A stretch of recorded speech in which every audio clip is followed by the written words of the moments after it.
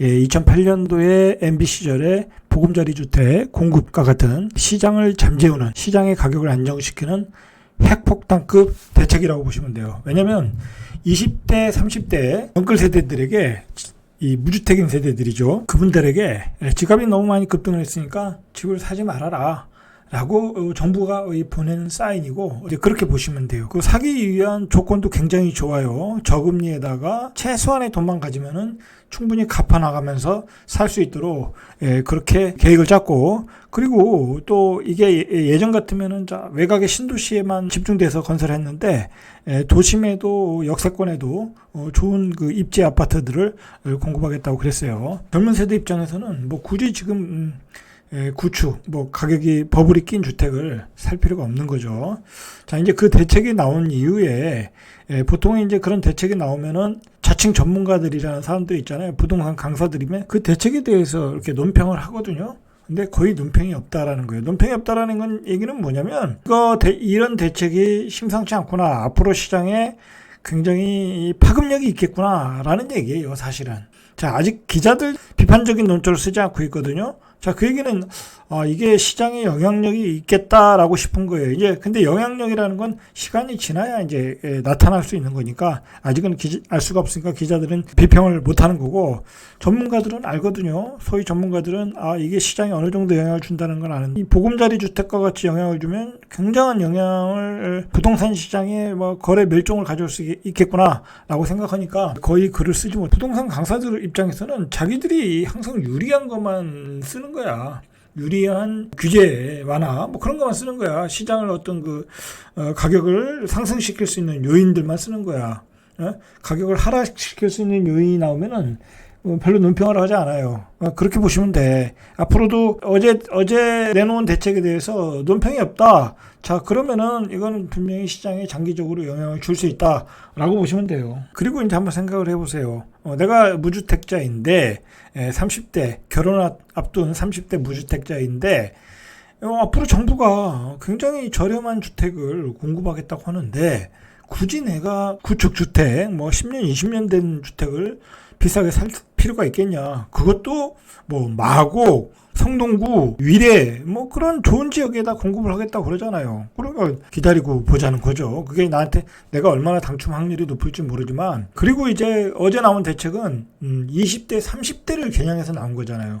그 전체 물량의 68%를 공급하겠다고 그러잖아. 전체적으로 똑같은 기회를 주는 게 아니라 완전히 20대, 30 청약제도를 정부가 내놓은 거예요. 자, 그럼에도 불구하고 지금 시장이 이 부동산 PF 부도가 크게 날 상황으로 가고 있기 때문에 이거 잘못하다가는 부동산이 경착륙을 하겠구나 라고 어떤 위기상을 갖고 있어요. 지금 이제 부동산 PF로 나간 돈이 112조인데 부동산 PF가 부도나면 연달아 계속 부도가 나는 거거든요. 이 채권이라는 건 차환 발행을 해야 되는데 차환 발행이 안 되면 다 부도가 나는 거야. 근데 몇십 조씩 정부가 이렇게 신용 보증을 해줄 수도 없는 상황이니까, 그래서 대책이 나왔고, 지금 이제 추가 대책이 또 나온대잖아. 11월 초에 주정심 회의를 열어서 조정지구 규제 완화를 곧 하겠다잖아. 그러니까 이제 계속 연달아서 나오는 거야. 연달아서 규제 완화 정책은 나올 것이다라는 거예요. 이제 그렇게 보셔야 돼. 이렇게 정부 예고도 없이 규제 완화를 한다는 것은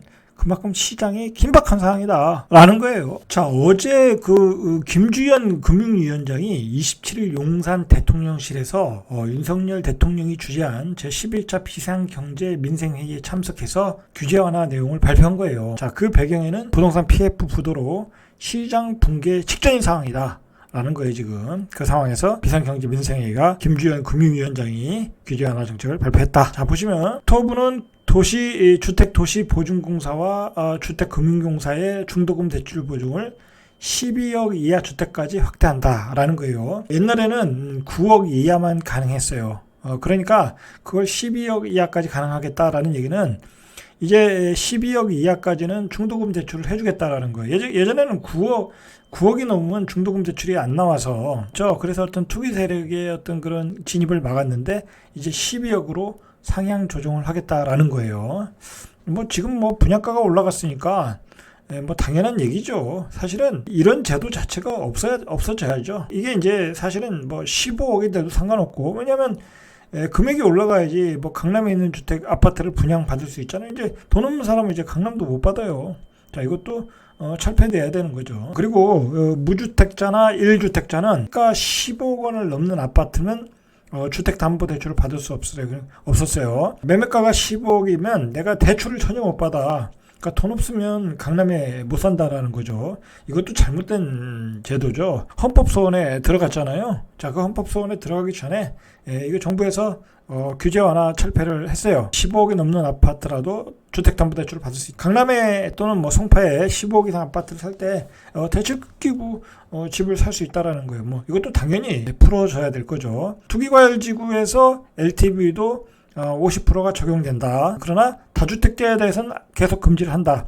무주택자나 1주택자에게는 LTV 50%가 확대 적용된다라는 거예요. 이제 대출을 많이 받을 수 있다라는 거예요. 이제 금융 규제 완화를 발표했다라는 거예요. 자, 현재 무주택자와 1주택자는 비규제 지역의 경우에 LTV가 70%, 규제 지역은 20%에서 50% 이렇게 적용되고 있는 것을 규제 지역에서 50%까지 적용해 주겠다라는 거예요. 자, 12억 이상 고가 주택에 대해서 주택담보대출 해주겠다라는 얘기는 뭐냐면 뭐 뒤에서 얘기했지만 강남이나 송파 같은 데 떨어지면 한 번에 떨어지면 8억, 7억이야. 거기 있는 아파트가 갑자기 급락을 하면 그 밑에 중위권에 있는 아파트, 하위권에 있는 아파트는 더 많이 떨어지거든요. 퍼센테이지로. 그러면 집값의 경착륙이 되기 때문에 강남 고가주택에 대해서 급락을 막아보겠다라는 의지다. 그렇게 보시면 되겠죠. 그러나 이제 지금은 고금리 상황이니까 별 도움이 되진 않겠죠. 왜냐면 뭐 대출을 많이 받아서 집을 지금 살 수가 없는 상황이잖아요. 금리가 너무 폭등해서. 자, 안심대출 요건도 완화했어요. 이 자꾸 금리가 폭등하니까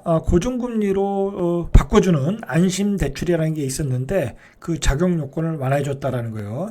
자, 그 전까지는 신청 주택 가격 기준을 4억 원이었는데 뭐 4억 원짜리 집이라는 게 서울 수도권에 그렇게 많지는 않잖아요. 그죠? 뭐 지방에 많지만.